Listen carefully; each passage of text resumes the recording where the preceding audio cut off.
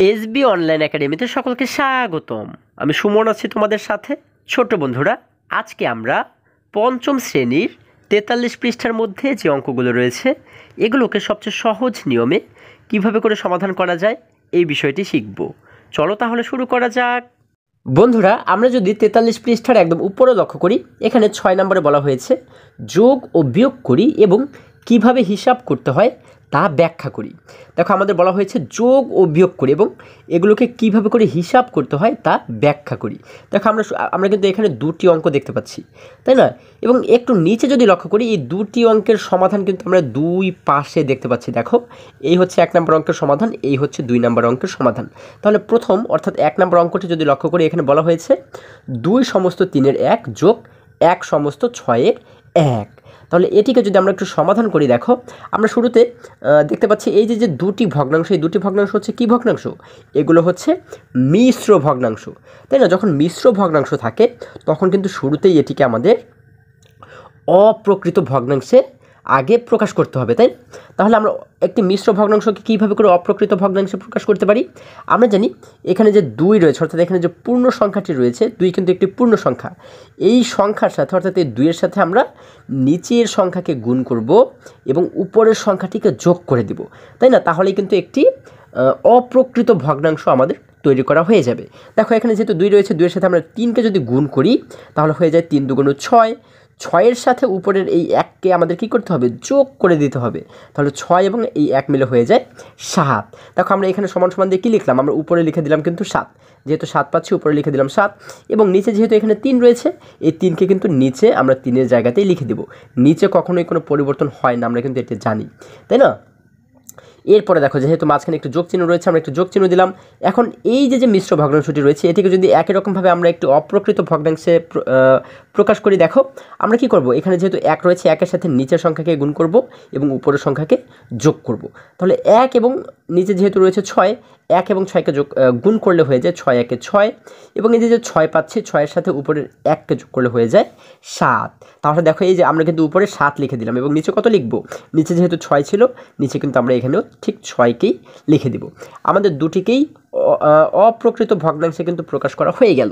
এখন কি করব?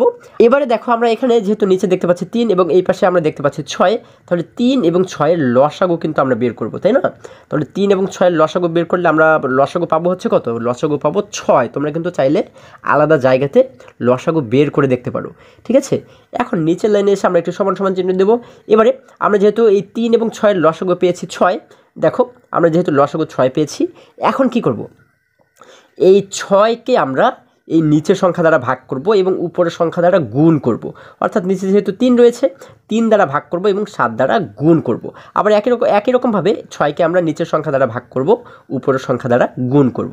তাহলে দেখো, 6কে যদি আমরা 3 দ্বারা ভাগ করি তাহলে কয়বার ভাগ যায়? আমরা জানি 3 2 6, অর্থাৎ 3 দ্বারা 6কে ভাগ করলে 2 বার ভাগ যায়। আমরা যে 2 পাই, এই 2-এর সাথে কী করব? উপরে যেহেতু 7 রয়েছে, এই 7কে কিন্তু গুণ করে দিতে হবে। আমরা জানি 2 এবং 7কে গুণ করলে হয় 7 2 14, যার কারণে নিচে আমরা এখানে দেখো এখানে উপরে লিখে দেবো আমরা 14। এবং নিচে যেহেতু 6 পেয়েছিলাম আমরা, তাই না? আমরা লসাগু পেয়েছি কত? 6, যার কারণে এখানে কিন্তু আমরা নিচে লিখে দেবো 6। এরপরে একটি যোগ চিহ্ন রয়েছে মাঝখানে, যার কারণে আমরা এখানে একটু যোগ চিহ্ন দিয়ে দেবো। একই রকমভাবে এই 6 দ্বারা আমরা নিচের সংখ্যাকে ভাগ করব, উপরের সংখ্যাকে গুণ করব। 6 দ্বারা 6কে ভাগ করলে কয়বার ভাগ যায়? আমরা জানি 6 1 6, অর্থাৎ একবার ভাগ যায়। আমরা যে 1 পাচ্ছি, 1-এর সাথে উপরের 7কে গুণ করে দেব। আমরা জানি 7 এবং 1কে গুণ করলে হয় 7 1 7, যার কারণে আমরা এই নিচের লাইনে এসে কী করব? এখানে লিখে দেবো 7।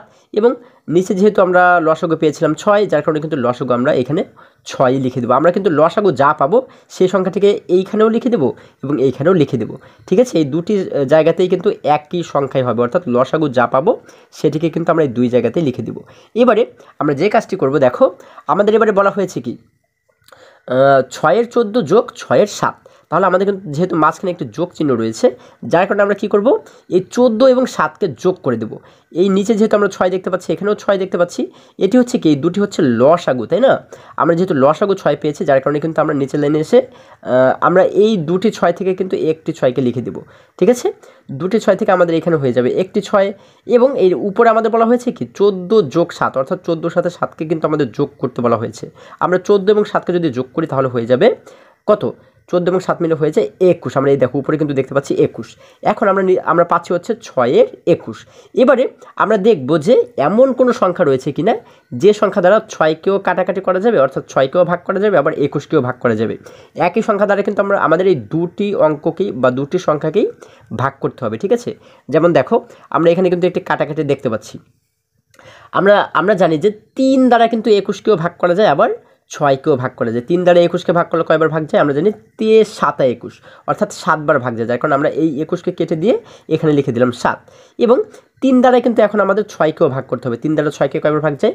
আমরা জানি 3 2 6, অর্থাৎ আমরা কিন্তু 2বার ভাগ করতে পারি, তাই না? তাহলে আমরা এবারে কী করব, এই 6কে কেটে দিয়ে আমরা একটি 2 লিখে দেব, ঠিক আছে। এখন দেখো এখানে পাচ্ছি 2, উপরে পাচ্ছি 7। তাহলে এখন কি এমন কোনো সংখ্যা রয়েছে যে সংখ্যা দ্বারা আমরা 2কেও ভাগ করতে পারবো, আবার 7কেও ভাগ করতে পারবো? এমন কিন্তু কোনো সংখ্যা নেই। যার কারণে এইটি হচ্ছে কি আমরা এই নিচের লাইনে এসে লিখে দেবো। উপরে যেহেতু 7 পাচ্ছি আমরা উপরে লিখে দেবো 7, নিচে যেহেতু 2 পাচ্ছি আমরা নিচে লিখে দেবো 2, অর্থাৎ 2 এর 7। এই যে 2 এর 7 পাচ্ছি, এটি হচ্ছে কি আমাদের উত্তর। আশা করি তোমরা সকলেই খুবই সহজে এই অঙ্কটি বুঝতে পেরেছো। এবারে যদি আমরা একই রকমভাবে 2 নম্বর অঙ্কটিকে লক্ষ্য করি, দেখো 2 নম্বরেও কিন্তু আমরা ঠিক একই পদ্ধতি ব্যবহার করে এই অঙ্কটিকেও সমাধান করব, ঠিক আছে। যেহেতু একই রকম নিয়মেই সমাধান করতে হবে, এই জন্য আমি তোমাদেরকে এটিকে আর আলাদাভাবে বুঝাচ্ছি না।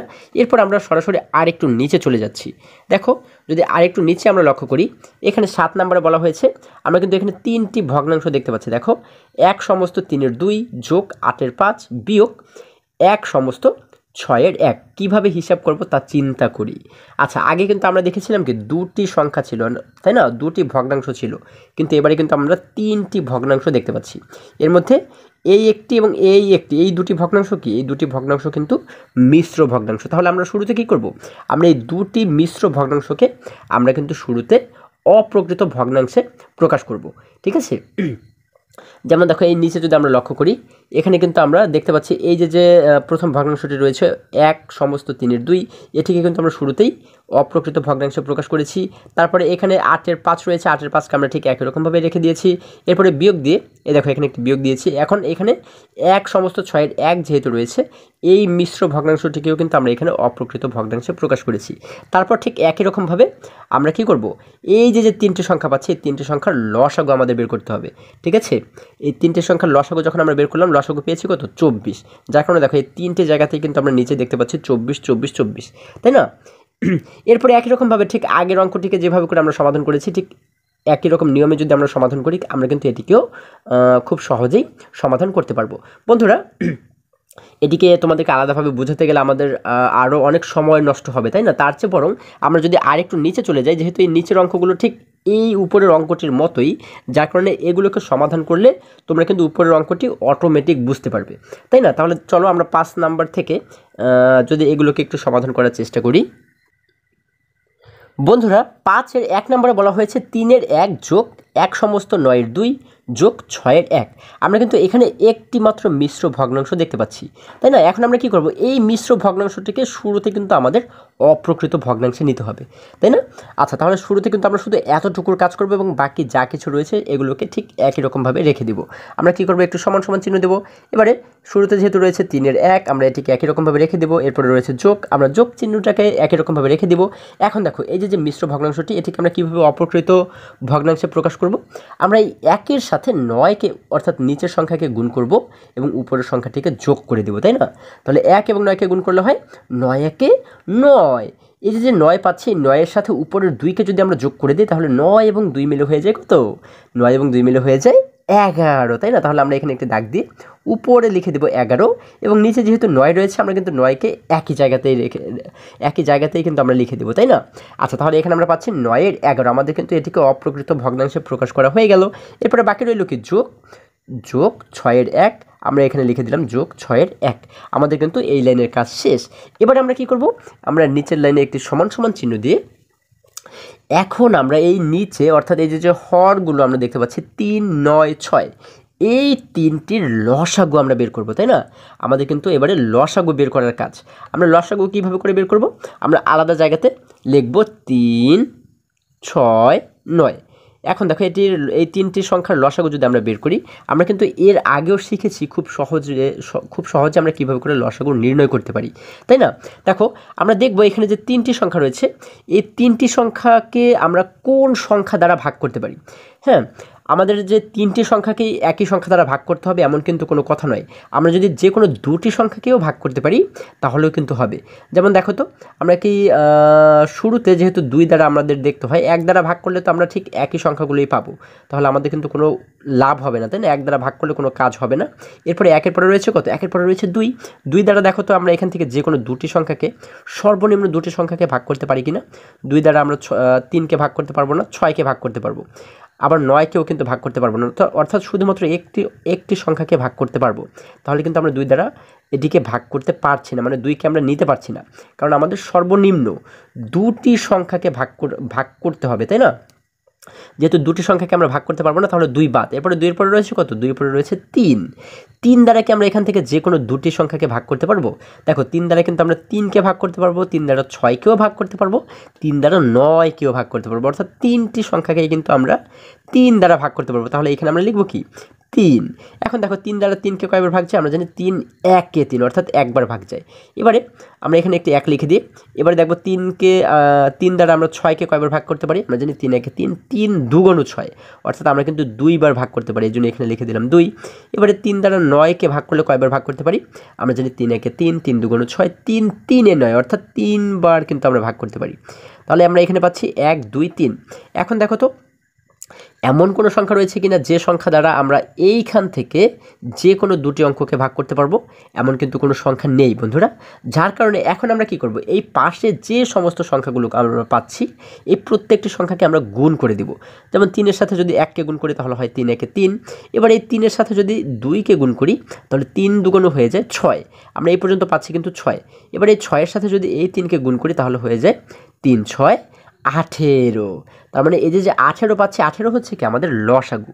আমরা এইখানে একটি দাগ দিয়ে আমরা একবারেও 18 এখানে মাঝখানেও কিন্তু 18কে লিখে দিতে পারি, অথবা আমরা কিন্তু 3টা ঘর করেও নিচে 3 বার 18কে লিখে দিতে পারি, অর্থাৎ আমাদের বইয়ে যেভাবে করে দেওয়া রয়েছে আমরা কিন্তু সেইভাবে করেও 3 বার, যেহেতু এখানে 3টা ভগ্নাংশ আমরা দেখতে পাচ্ছি, আমরা কিন্তু 3টা ভগ্নাংশের জন্য আলাদা আলাদাভাবে 3 বারও 18 নিচে লিখতে পারি। আচ্ছা, আমাদের যেভাবে সুবিধা হয় আমরা সেইভাবেই কিন্তু করতে পারি। এখন দেখো এই যেহেতু 18 পাচ্ছি, এবারে কি করব? এই 18-র সাথে আমরা নিচের সংখ্যাকে ভাগ করব এবং উপরের সংখ্যাকে গুণ করব। ঠিক একই রকমভাবে 18-র সাথে নিচের সংখ্যাকে ভাগ করব, উপরের সংখ্যাকে গুণ করব, এই নিচের সংখ্যাকে ভাগ করব, উপরের সংখ্যাকে গুণ করব। তাহলে শুরুতে যদি এতটুকুর এইটার কাজ করি, দেখো নিচে যেহেতু 3 রয়েছে, 3 দ্বারা 18কে ভাগ করব, তাই না? কারণ নিচের সংখ্যা দ্বারা ভাগ করতে হয় আমরা জানি। 3 দ্বারা 18কে ভাগ করলে কত পাই? দেখো আমরা জানি 3 1-এ 3, 3 2 6, 3 3-এ 9, 3 4-এ 12, 3 5-এ 15, 3 6 18, অর্থাৎ 3 দ্বারা 18কে ভাগ করলে আমরা পাই 6, তাই না? 3 6 18। যেহেতু 6 পাই, তাহলে এই 6-এর সাথে উপরে রয়েছে কত? উপরে রয়েছে 1। তাহলে আমরা কী করবো? এই 6-এর সাথে উপরের 1কে গুণ করে দিব, ঠিক আছে? উপরের সংখ্যাকে গুণ করতে হয় আমরা জানি। তাহলে 6 এবং 1কে গুণ করলে হয় 6 1-এ 6, আমরা এখানে লিখে দেবো 6। এরপরে এখানে যেহেতু মাঝখানে একটি যোগ চিহ্ন রয়েছে, আমরা একটি যোগ চিহ্ন দিয়ে দেবো। এখানে বিয়োগ থাকলে কিন্তু আমরা বিয়োগ দেবো, এখানে যা থাকবে সেটিকে কিন্তু আমাদের ঠিক একই রকমভাবেই রাখতে হবে, ঠিক আছে? এবার একই রকমভাবে 9 দ্বারা কিন্তু আমরা 18কে ভাগ করব, কারণ নিচের সংখ্যা দ্বারা ভাগ করতে হয়। দেখো 9 দ্বারা কয়বার ভাগ যায়? 9 1-এ 9, 9 2 18। তার মানে আমরা কত পাচ্ছি? আমরা পাচ্ছি 2। 9 2 18। তাহলে এই যে 2 পাচ্ছি, 2-এর সাথে কী করব? এই উপরের যে 11 রয়েছে, 11কে আমরা গুণ করে দেব, তাই না? তাহলে 2 এবং 11কে গুণ করলে হয় 11 2 22, আমরা এখানে লিখে দেব 22। দেখো এতটুকুর কাজও শেষ। এরপর এখানে আরেকটি যোগ চিহ্ন রয়েছে, আমরা এখানে যোগ চিহ্ন দিয়ে দেবো। এবার একই রকমভাবে আমরা কী করবো? এই 6 দ্বারা প্রথমে 18কে ভাগ করব। দেখো তো কয়বার ভাগ যায়? আমরা জানি 6 1-এ 6, 6 2 12, 3 6 18, অর্থাৎ আমরা কিন্তু 6 দ্বারা 18কে ভাগ করলে 3 বার ভাগ করতে পারি, 3 6 18। তাহলে এই যে 3 পাচ্ছি, 3-এর সাথে উপরে যেহেতু 1 রয়েছে, এই 1কে গুণ করলে কত হয়? 3 1-এ 3। এখন দেখো আমরা কিন্তু এখানে উপরে পাচ্ছি 3টি সংখ্যা, 6 22 এবং 3, তাই না? এখন আমরা নিচের লাইনে একটি সমান সমান চিহ্ন দিয়ে, যেহেতু উপরে আমাদের 18 রয়েছে, আমরা 18কে এই 18-এর মতো লিখে দিলাম।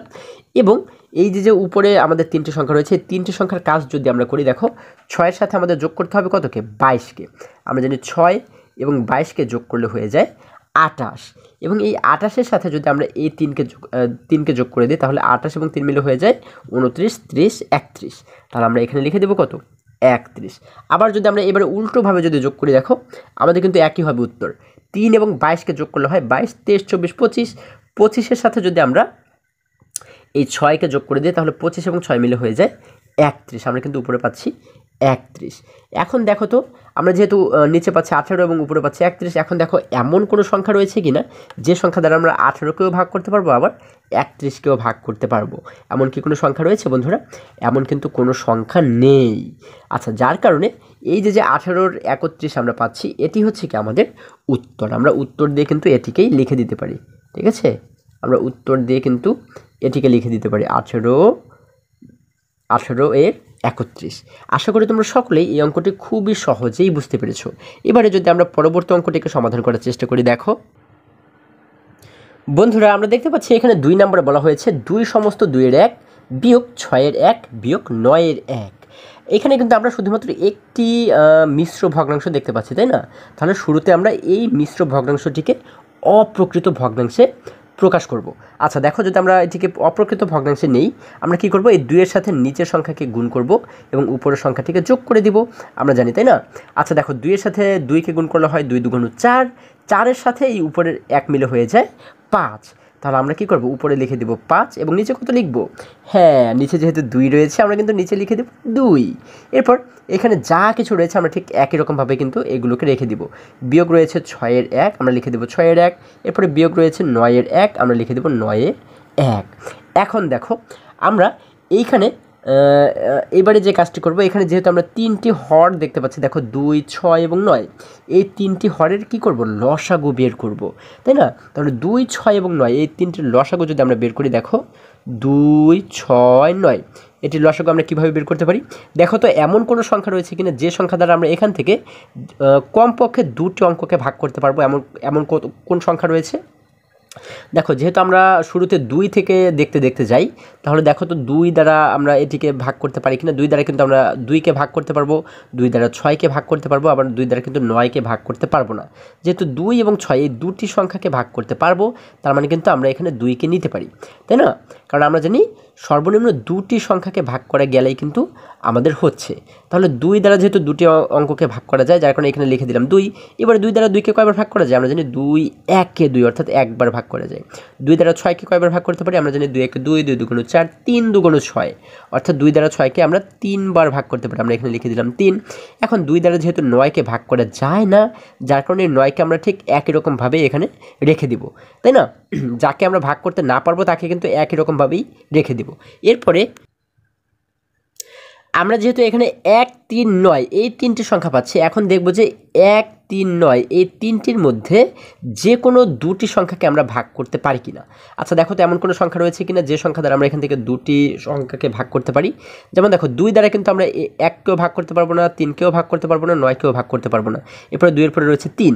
3 দ্বারা আমরা 1কে ভাগ করতে পারবো না, 3কে ভাগ করতে পারবো, আবার 9কেও ভাগ করতে পারবো, অর্থাৎ এই দুটিকে কিন্তু ভাগ করতে পারবো, যার কারণে আমরা এখানে লিখে দেবো 3। 3 দ্বারা যেহেতু 1কে ভাগ করা যায় না, এই জন্য আমরা 1কে একই রকমভাবে রেখে দিব। 3 দ্বারা 3কে ভাগ করলে কয়বার ভাগ যায়? আমরা জানি 3 1-এ 3, অর্থাৎ 1 পাই, আমরা লিখে দিলাম 1। 3 দ্বারা 9কে কয়বার ভাগ যায়? আমরা জানি 3 3-এ 9, আমরা কিন্তু 3বার ভাগ করতে পারবো, যার কারণে এখানে লিখে দিলাম 3। এবারে পাচ্ছি 1 1 1 3। তাহলে এখন কিন্তু আর কোনো সংখ্যা নেই যে সংখ্যা দ্বারা আমরা এখান থেকে যে কোনো 2টি অঙ্ককে ভাগ করতে পারবো। তাহলে এখন আমরা কি করব? যেহেতু আমাদের ভাগ করার কাজ শেষ, এখন আমরা এই পাশে যে সংখ্যাগুলো পাচ্ছি এগুলোকে আমরা গুণ করে দেব, তাই না? দেখো, 2 এবং 3কে গুণ করলে হয় 3 2 6, 6-এর সাথে 1কে গুণ করলে হয় 6 1 6, 6-এর সাথে আবার 1কে গুণ করলে হয় 6 1 6, 6ই কিন্তু হয়ে যায়, তাই না?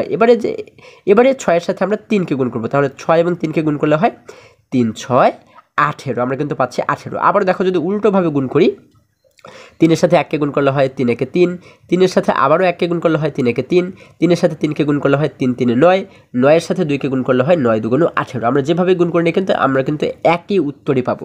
যেহেতু 18 পাচ্ছি, আমরা এখানে লসাগু লিখে দিব 18। এবার ঠিক আগের অঙ্কটির মতো আমরা কি করব?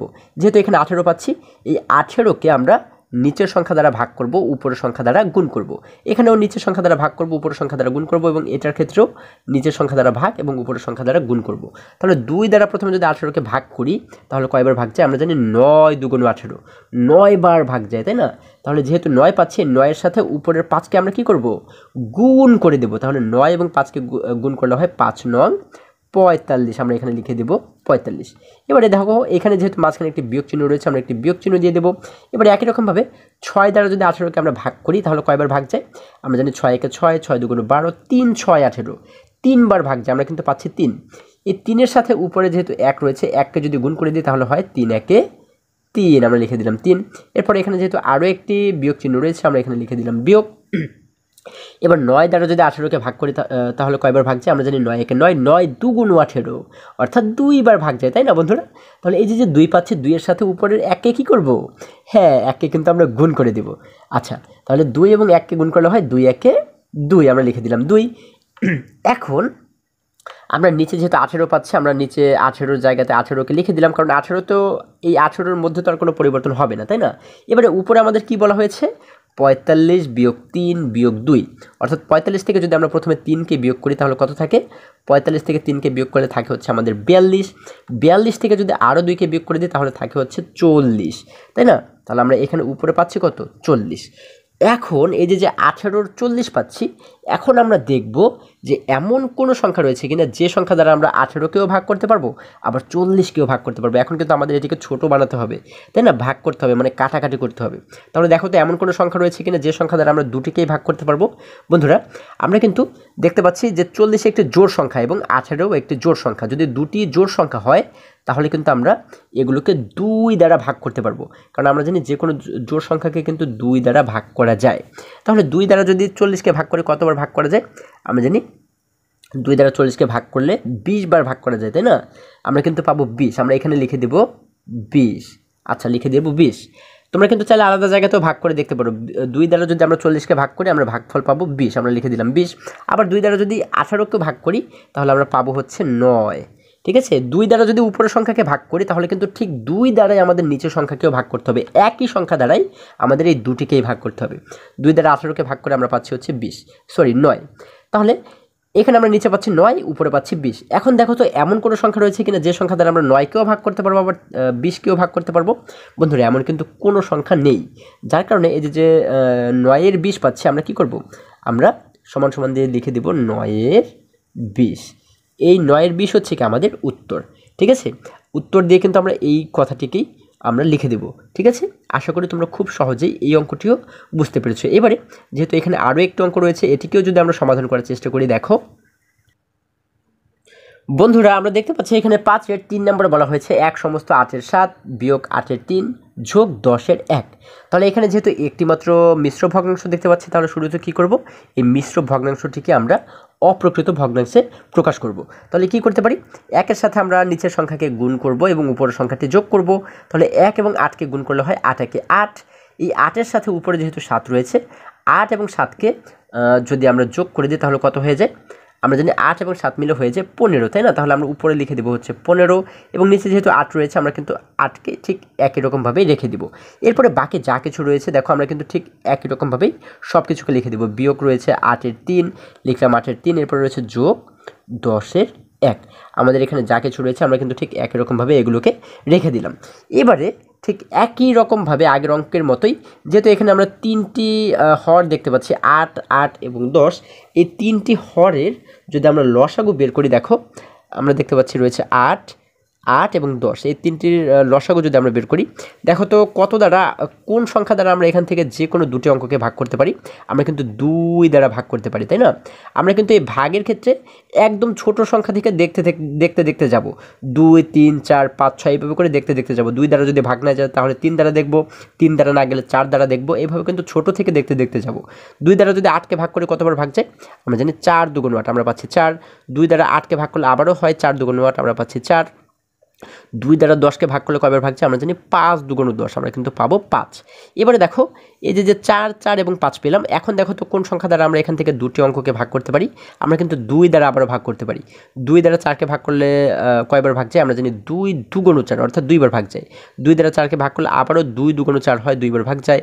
যেহেতু 2 দ্বারা 5কে ভাগ করা যায় না, তাহলে 5কে কিন্তু আমরা একই রকমভাবেই রেখে দিব, তাই না? এরপর দেখো আমরা যদি এরপরে লক্ষ্য করি, এখানে পাচ্ছি 2 2 5।